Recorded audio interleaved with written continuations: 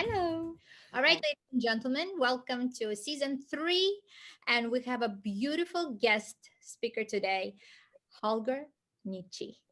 Yay! Fantastic dancer, fantastic coach, and absolutely great mentor for many, many professional dancers. And I am so excited to have him here today. Thank you so much for being here. It's an honor to interview you. Thank you so much from my side. It is an honor to be here, and it is an honor for me to be invited. Thank you so much. That's awesome. Well, Lena, I am secretly actually studying right now in the Academy of Musicality with Holger, and I'm super excited to interview him today because I'm sure as he has charmed himself through the career, he has changed his opinions on many things. And I would love to ask him a first question, which is, would you change anything in your dancing, or would you ever love to experience your dancing right now?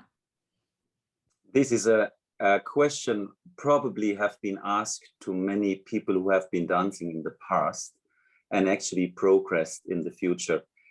Because of course, as more as you go into dancing to explore, as more you know, and as we all know, as more as you know, as more you would have wished to actually install into your dancing. And I think it's the normal process as it goes. In the times you are dancing, you have a certain spirit, you have a certain knowledge, and you have a certain drive. While when you start to maybe stop dancing and explore as a teacher, you're going other directions. So of course, to answer the question, of course, I would have loved to have a lot of information at that time already what I have today. But at the same time, any time was good as it was, and I'm very happy as it is.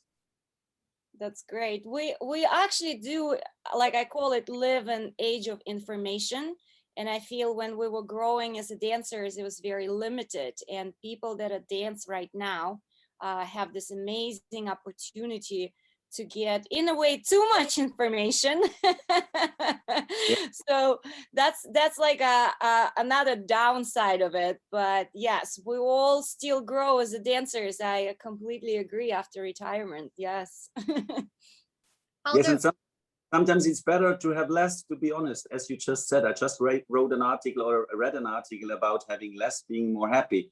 Well, who knows? You got to go with your own formula, right? Yes, of course. And I think as everybody does with his own formula, this is the beauty about it when you speak to different personalities, that they go with their formula and you want to know about their formula and to find out if there is similarities about formulas who make it maybe a little bit easier in the track for people, for young people who wants to find their own formula. Right. I definitely want to continue conversation about your teaching methods and everything, but I'm gonna like steer it a little bit backwards because we know you as an amazing dancer, as a national German champion, I don't know, finalist of pretty much everything you could possibly imagine, but we sometimes have viewers that are not necessarily competed during those times, so they're pro-am people that are new. Mm-hmm. And I would like to ask you about how you started dancing. What was your, I guess, I don't know, favorite thing in your dancing in your career before we switch back to your teaching? My career was, I would say, a very unusual career because I have been a football player. Since I was 3 years old, I played football, and the whole family was a football family because my father was the teacher. And my brother was a football player and myself too. And I have been playing since 16 football, and actually quite on a high state because I have been under 16 in Germany in the national team. And my life was supposed to be a football player's life. And then I broke my legs while skiing with 16, and I was not allowed to play football for 1.5 years. And Wow. in this time, after short time recovery, I came into the dance school, which in Germany now is earlier, but at that time was about 15, 16, you go to the dance school. And I went to the dance school and I just made so fast progress in the dance school. So my dance teacher basically told me, you should go for dancing.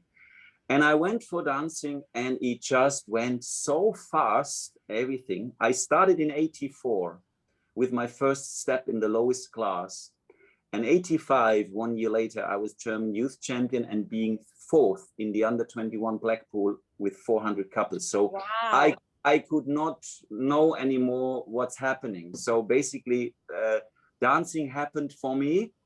The career happened for me. And suddenly when I had to make a decision, because my father wanted me back in the football, when I had to make a decision, I, at that time, decided for dance, which I would have not thought so, that I would ever do this in this moment, but I did. And then my life changed into this direction. Guys, I just want to let our, I guess, American viewers, football, that's a soccer in the United States, but we call it football. Exactly. Wow, what an amazing start. That's so, it sounds almost like unbelievably insane.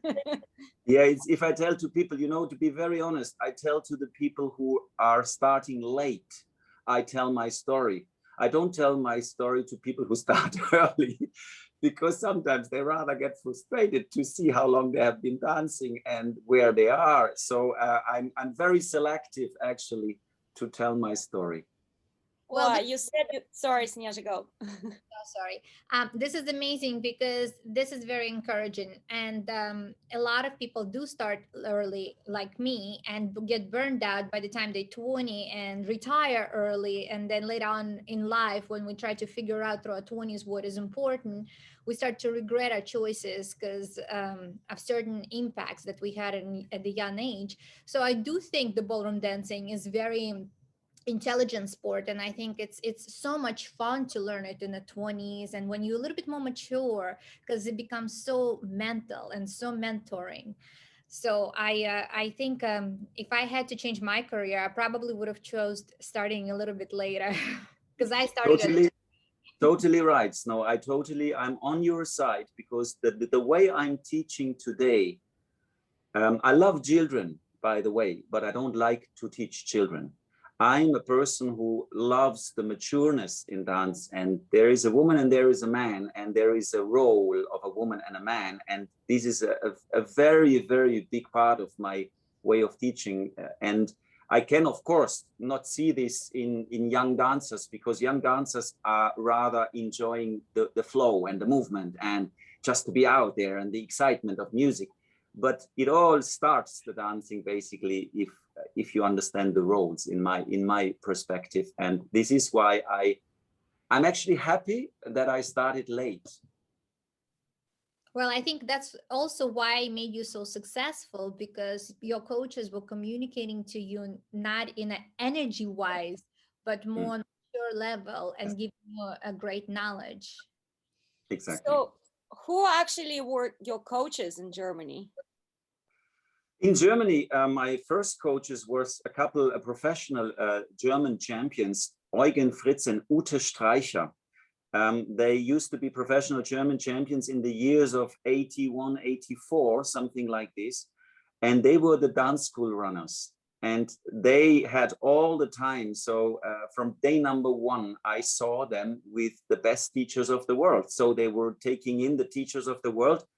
And luckily, very luckily, from my first days of dancing, I had the chance to see them with those teachers, be surrounded with those teachers, be surrounded with this philosophy of dance. So from beginning day number one, I saw the right direction.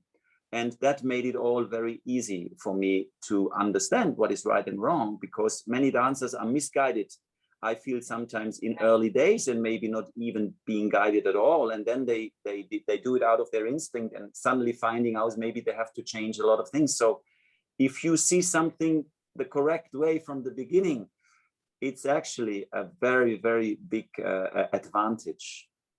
I 100% agree with you. When I talk about my personal dancing, I always say I got lucky, I got lucky, I got lucky. And that actually goes with who I was coaching with, being at the right place at the right time, still being young, exactly. Learning from the source, let's put it this way, because muscle memory is very hard to break. This is why also I'm a great believer that the good people needs to come to the base, and not the good people only necessary needs to be at the top. I certainly believe that the good people with the right attitude and with the right philosophy of dance needs to be also at the base to make it easier for people to develop. I completely agree. Can say. She's like, yes, hands up. Yeah, I was very lucky. I had great coaches and great mentors through my career, and I've worked with many dancers who hasn't had the same an opportunity, and it's so hard to change or try to develop or even make a minor, direction switches because it's so impact at very young age or at the first level of dancing. But I want to skip. I want to go back exciting journey that you are in now. I want to share with our viewers. I want to scream everything that I'm learning, but I'm going to keep my mouth shut because I would love to hear it from a source. And I would like for you to share your academy right now and what you are sharing the knowledge with us and with our viewers as well. Would you please talk to us about it? The Teacher Academy is actually a child which is born in the COVID time. I'm running since 2007 the Nitsche Dance Academy in Germany, which is an academy for dancers. And my basic idea at that time was that I wanted to give the dancers a home where they are surrounded with the things they need for dancing. So I created a content of 12 topics of dance, which is, for example, musicality or dynamics or body centers or expression and feeling or characteristics or partnering. All those topics together for me in a circle were 12 topics which belong together. And my idea is to provide my dancers with the best people in each topic. So if I had the topic characteristic, I brought people from flamenco, I brought people from swing dance, I brought people from boogie woogie, I brought people from whatever, Brazilian people. I had Cuban people living in my hometown. I brought people from the University of Dance. I brought people from wherever. I picked to the subject I had, the professionals. The unique thing about was that I was always present from day number one. Whenever came someone, I introduced this professional. And every night, this is why I called it, I was thinking, do I want to call it university? No, it's not yet a university. I thought it's an academy. So I thought academy means there is brain and body, which means there is a lot of things for the body on the night, but the brain comes in because every night when a professional was there, including myself, I made a report over the night. So my students get at minimum 1 or 2 pages every night coming, and they came every week. So you can imagine if there was a topic over 3 months, they had a lot of things they got, and all those information I installed into my system. So I took the information, I wrote about it, I wrote about other professionals, I sent them the email and said, is this okay? A lot of professionals didn't want to bother to make the effort to write those things. So basically they were happy I was writing it for them, what I thought it is. And then maybe they made little corrections and they send it to me back. So my students from day number 1 got all those informations. And I have some people who have been there for many years and they look back to me now and say, wow, what have I got on information from those times, which I use today for my teaching and with my pupils. So you can imagine 2007, 2021, we're talking about 14 years of writing down. In the meantime, I wrote books with my colleague Holger Nitsche about rhythm and music, which we had written 2 complete books. And now we finished all 5 dances with those books. So there was so much knowledge coming in over all those, let me say, 25 years. And all those knowledge I wrote down. And I think I have about over 20,000 written pages in my computer about dance.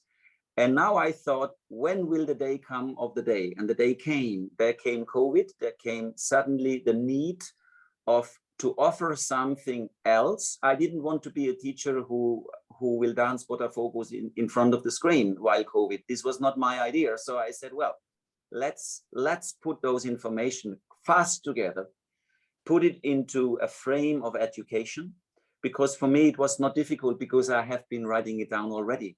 It was there. I just had to put it into a form. So I made a form, I made a design.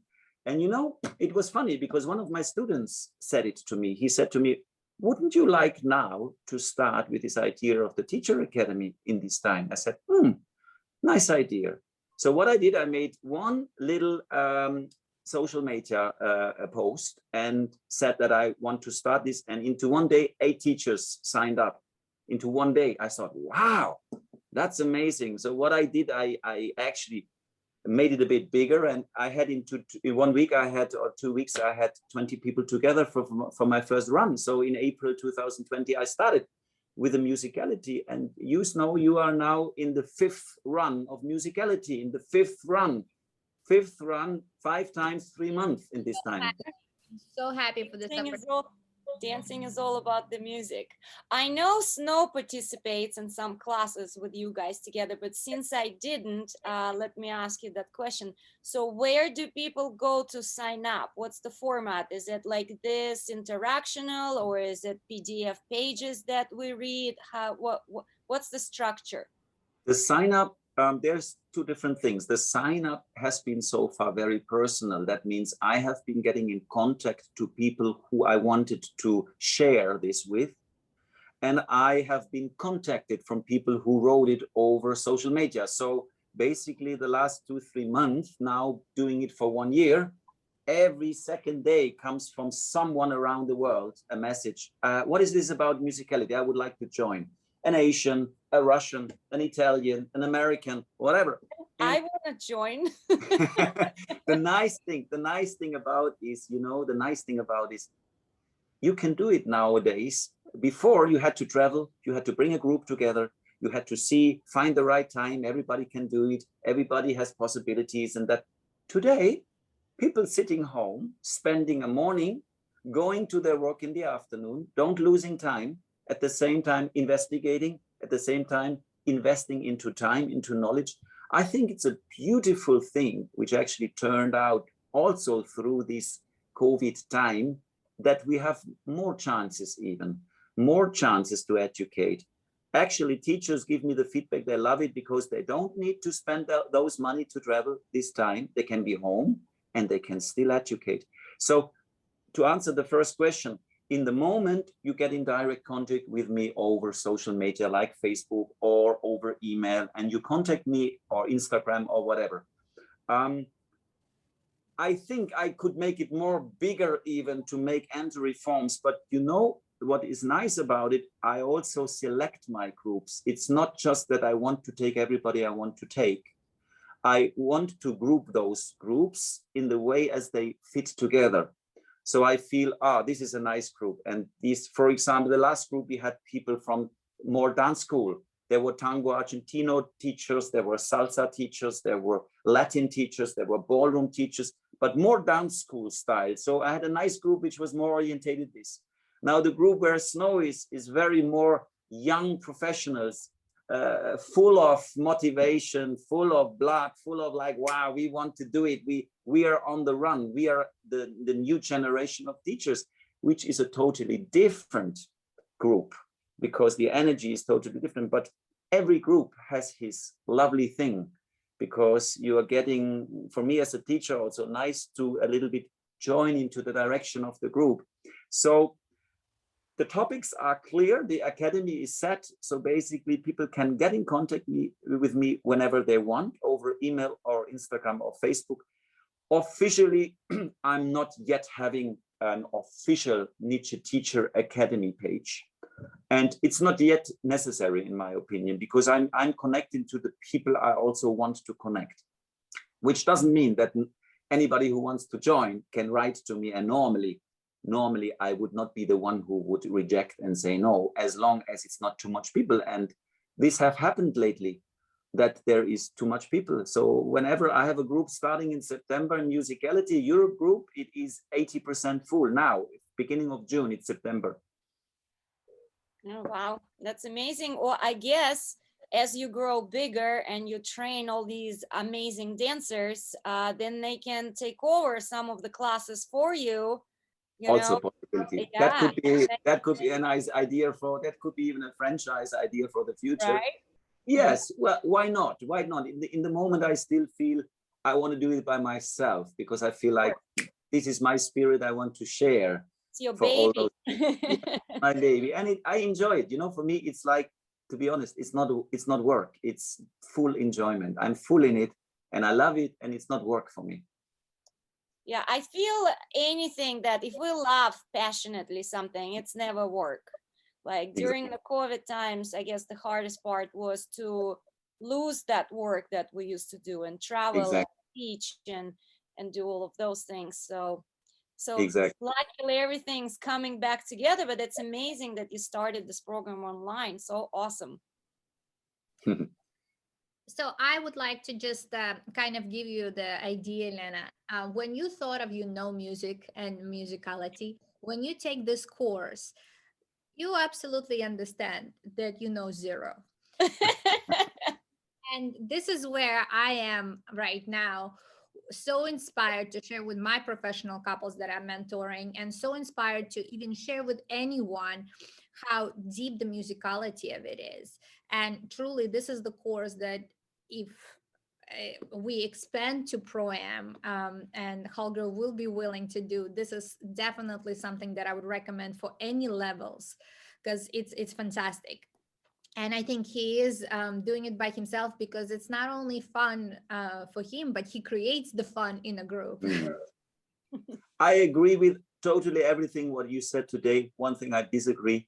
You said you know nothing. That's totally wrong. You know a lot, but you know, the truth is a big circle, and we all see a part of the truth. And I'm giving you one other part of the truth. Huh? You have your truth. I have my truth. Put and the puzzle together. Yes, you see another part. We sometimes think we are able to see the truth. We can't. We can see only a part of it, only out of our angle. And I'm just giving my perspective, my angle from those years. And the idea is for those young, enthusiastic teachers and dancers to fill up their system. So they have their system and they try to see what can they fill up and where can they maybe get excited or motivated even more in this topic. Well, I completely agree with you. What I'm getting a lot out of this is in answers that I questioned for many years. And when somebody said be more rhythmical, what does that really mean, and when you put your knowledge of this program to those words, you start to understand what the maybe mentors wanted from you, or what is it really, how to explain it better even. So for me, it's definitely so fulfilling, and that's why I wanted to have you with us, and I wanted to make sure that everybody knows about this course, and they can visit you and maybe write and be accepted to the academy. And it's absolutely fantastic. Super. But shifting to the other direction, when you coach, do you like to be direct or indirect? By coaching, it depends totally about my opposition. The first thing what I always try to do is to perceive my opposition and to see who is in front of me, and also what does this person needs. Maybe to be directed directly, maybe not to be directed directly. It depends always on the right time of his development. I think one of the biggest qualities of a teacher is to see where the level of the student is in that moment. I have seen many teachers, great teachers, giving me knowledge. Wow. Sometimes I was not ready at that moment for that knowledge. And I have seen teachers who very selectively looked at me and gave me that knowledge, what I could take in that moment and what I could perceive in this moment, and who made it possible for me to do the next step. And this is something which is for me the highest level of teaching. The highest level of teaching is basically coaching, which means I need to see what my opposition needs for his next step of development. And if somebody pushes me to be direct, I'm going to be direct. But if I have to choose it on my behalf, I would probably first want to perceive my opposition and then make a decision. And that can be both. That can be a combination of all. I can be very direct and I can be very indirect. But it depends on the person I have in front of me. So now I have another question. I'm sorry. She's like, I have so many questions. Do you love to coach? Do you like to judge? Do you like to what is your favorite thing to do in the industry? Do you like to write books? Because I know you're passionate about it as well. Mm. As you've had a couple of them being published. The most time I spend in my life, let me answer the question in that way. The most time I spend in my life is to create something for dancers to make it easier. Oh This my was God, my yes. this was my passion. If you follow me up in the industry, you will probably call me the phantom, which means I'm there and not there. I'm there when it needs to be that I'm there. And of course, if I have couples I support and I give them the support as earlier years more, I of course support. But I'm not the typical dance teacher, coach, whatever, because I see my qualities somewhere else. I see my qualities in exploring knowledge and to actually create systems for dancers or possibilities, education for dancers to make it easier for dancers. There I see me. I totally don't like to judge, to be very honest. I don't like to judge.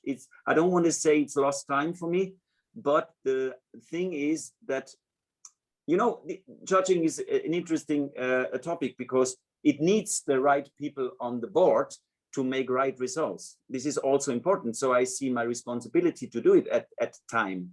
And that's why I'm doing it still. But I don't enjoy. I don't enjoy because in the end of the day, I always feel I needed more time to make a right decision. And I'm not satisfied. My couples don't like it when I'm judging because I'm very honest and very critical. So basically, I don't know. I don't have this satisfying feeling when I finish a judging day and my feet are hurting and my shoulders are hurting. Stand there all day long, right? But that's amazing what you said about teaching to make it easier. I am so agree with you because going through my career, you take those lessons and you're like, oh my God, why is it so complicated? Or sometimes it was getting to the point when I was a teenager that I would cry in the bathroom and say, I would never be able to do that. But I guess once you get to right teachers, and like, for example, I was fortunate enough to have lessons with Walter Laird, and he was just so simple, so clear. You literally, you're standing there and you truly feel like, oh, I think I'm an idiot because things are, it's that simple, really. And that affected me through my whole entire career after that. I was like, things should be that clear, that easy. It should not be that complicated. I'm not saying it shouldn't be difficult to do. Yes, we work on it, but it has to be like it has to have a very clear, simple message. So I love what you said. Thank you. And I was lucky too. To have 5 years of my dance life with Walter Laird. And also Walter Laird supported our music books together with Jürgen. We have even a picture and a nice saying from him in our books, which we are so proud of, because the last 2 years before he died, or 3 years, we were regularly every half a year in London and showed him our work. And he always guided us. He never said, do this or that. He never said right or wrong. He said, go this direction, explore, go that direction, explore, go that. So we made our way. We created our own baby. And he was very happy that at that time, two young professionals were taking up his subject, music. Right. Musicality was one of his awesome, the way he would just talk about it. And yeah, it was amazing.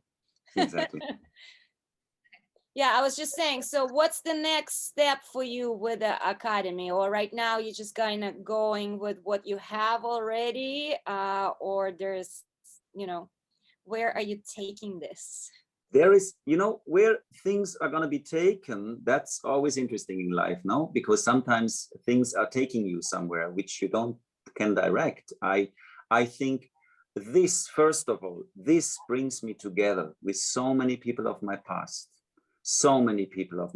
It's so beautiful to connect to all those people. There are a lot of them, like now in the course with Snow, there is Trolls. Trolls used to be my student in early days in Denmark when I competed with Charlotte, my dance partner in Denmark. He was my young student in the youth. I had like with him all day long with Trolls. So Nikolai was a student of me many years when I started to travel to Russia.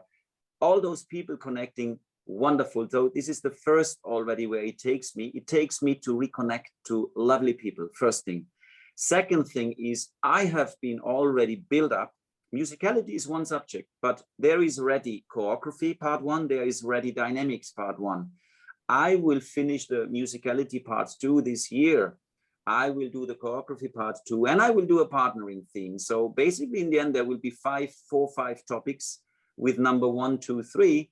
And all of those are educations over 3 months, which means looking just back with all those people right now. I think in the end of this year, there will be about 80 to 100 teachers past the musicality education all over the world. So my idea is to create a convention of teachers and to do something with this, to either, I don't know what, make a regular meeting with those teachers, make a presence meeting with those teachers, make a maintenance meeting with those teachers, whatever. I don't know that. And I just don't want yet to decide, because in the moment I'm still letting it flow, what happens, because in the moment it's just the fun to do it.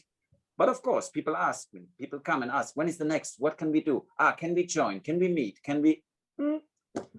Let's see. Let's see. There is some ideas in my mind, but in the moment, I still want to give it not so much shape yet. I want to give it more freedom where it can go and see where it leads me. That's amazing. I am definitely contacting you after this interview. See Super. where I can sign up. Perfect. That's totally up my alley. I love it. The nice thing is, of course, if I could group again with an American group, because the thing is always the European and American group is a time difference. So this is the only thing to balance. So for me, it's nice to have actually right now this American group, which are all in America, because they have the same times, but more or less the same time structure. While if you mix Europe with America and Asia in one group, whew, then it doesn't work, right? Time-wise. That's difficult, but there is always an answer and a result for everything. So we will find a solution, no problem. Well, I already know that several people wanted to sign in, so I'm sure you're going to have to create another American group. Super. But without that, I want to ask you to go back to the path a little bit from jumping around in your career. Who was your favorite partner? My favorite partner. Oh, that's a question which is difficult. It's difficult to answer, because I don't want to put one of my partners down, because every one of my partners, I had altogether 4 partners in a career of 17 years, which is not a lot. And my, let me say, most soulmate partner was Charlotte, my last partnership, not because I had the final result with her being all the champion titles. This is not the case, but she was my soulmate in dancing. My partners before were also great. I used to dance with a partner called Linda Petterson from Norway, where I was German champion, being her from. That's how I remember you first. Yes. And that was another time, because that was a time people remember me mainly with Charlotte, with my biggest results, with my glory, let me say. But the time actually with Linda was a very glorious time, because at that time, Hans Galke, Bianca Schreiber was champions. There was a couple called Kenny McKechnie and Beverly Rees from Scotland on 2nd place. Alan Tonsberg, Wiebeke Toft, number 3. Me and Linda, number 4. Louis van Amstel, Julie Fryer, number 5. Brian Watson, Claudia Leone, number 6, and Paul Killick out of the final. That was another time. That's the finals I remember.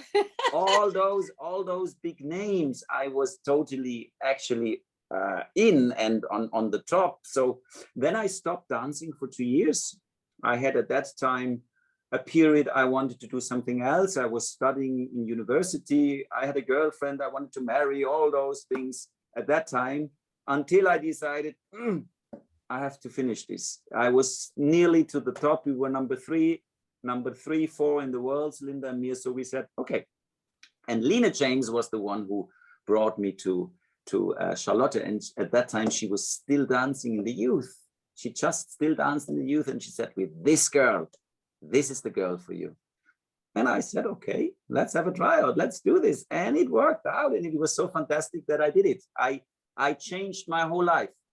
I went out of university, I stopped my relationship, I moved away from Germany to Denmark, which I never wanted. I wanted to be professional. I danced amateur again. I changed everything black and white around to go to Denmark, and I did it. And it took 1.5 years, and we were world champions. So it was amazing. I actually remember Charlotte from when Soviet Union split up, and I danced youth, and we were second and went to Germany to represent. Charlotte danced with what's his name, the blonde Danish boy. Yeah, Jesper,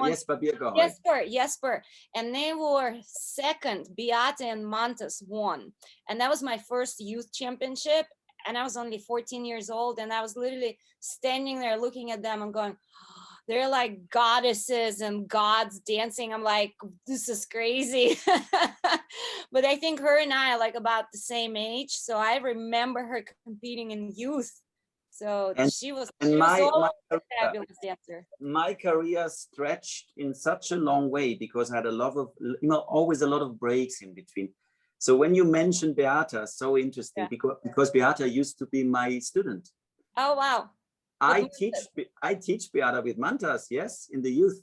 And also I teach Alice Schlögl from Franco. And at that time, when I came back with Charlotte many years later, I stood suddenly in the final, and to the left there was Alice, to the right there was Beata. Yeah, you were competing with them. With Michael Wenting, and I had this young girl, 10 years younger than me, Charlotte, and I thought, Jesus, something is wrong here. I thought. I looked to the left and the right. I said, wow. I said, wow, look, I'm still here. But my career was, I think, very unique in this way, because I made such a fast jump in. And I had always breaks in between. I just had 1 or 2 years breaks, and I started again. So I would not say I have a common career. To run away from dancing, but it always brings you back. Yes, you're right. You're right. I agree. And now you can go back and start playing football for fun.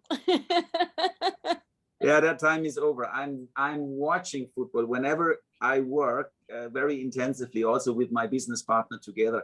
And whenever we meet, the evening is we going into a football place where they're all together and we watch football. You know, that's how it goes. And now comes the once you're a football fan, they're fans for life.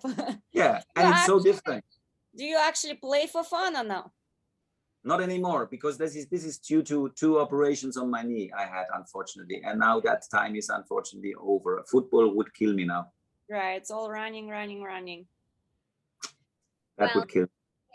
We are so happy that you joined us today. I don't want to take any more of your time. I know it's precious. I know you're teaching. I know you're in the middle of something that is very valued to you. And I want to say thank you for joining us. We're definitely going to share with all the American viewers and Pro-Am and professionals in this country your knowledge and your course and everything that you have shared with us. Thank you so much. Thank you for this lovely interview. Thank you for all your time. It was very precious for me too. Thank you so much. Thank you so much. It was such a pleasure. Thank you for giving me the chance. Thank you. Hello to everybody in America. Here you go. And bye. I want to ask you one last question. I want you to share with our viewers the one maybe code that motivates you, or you wanted to share that would motivate our viewers. The code which motivates. Well, the code which motivates the viewer is one sentence from Waldo Emerson, which says, students are no barrels to be filled, but fires to be lightened. This is my code of teaching. I want to enlighten the fire of the dancer. I don't want to fill and to fill and to fill and to fill when I don't see the fire in the eyes of the person in front of me. Everything anyway is useless.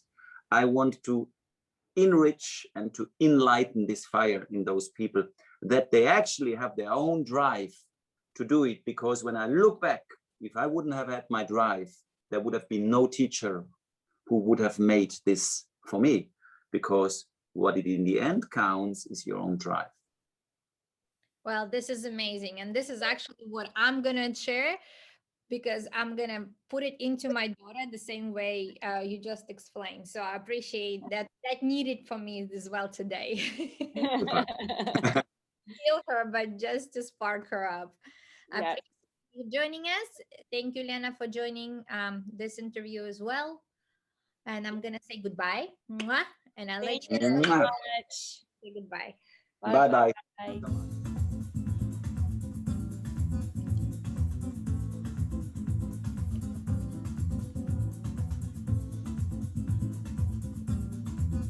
Bye. Thank you so much. Bye. Do it again because I was talking. Thank you so much. Bye-bye.